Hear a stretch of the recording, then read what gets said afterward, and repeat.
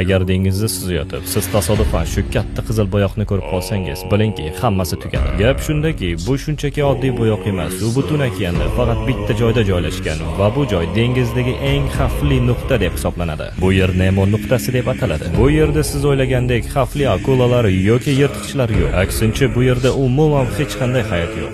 Bu yer shunchalik uzoqki, hatto 1000 kilometr uzoqlikda ham hech qanday kema suzib o'tmaydi.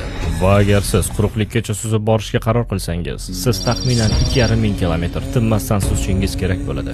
Bu esa deyarli imkonsiz. ishonish qiyinki, sizga eng yaqin odamzod tepadan uchayotgan kosmonavtlar bo'ladi. Qor dengiz ochib qolsa, oziqlanishga hech narsa yo'q. Signal ham ilmaydi, faqat sukunat va bo'shliq. Ko'pchiliklar buni dengiz sahrosi deb ataydi. Bir xil insonlar bu yer qadimiy va bahaybat maxluqlarning makoni deb ishonishadi va bir xillar esa bu yerda o'zga sayyoraliklarning bazasi bor deb yurishadi. Bitta narsa aniqki, aynan shu joy atrofiga NASA o'zining ishlamay qolgan sun'iy yo'ldoshlarini tashlaydi. Ya'ni bu joy fazoviy qabriston. Kontentimizni yoqqan bo'lsa, sizlardan bitta like va bundanda qiziqroq videolar uchun kanalimizga obuna bo'lishni unutmang.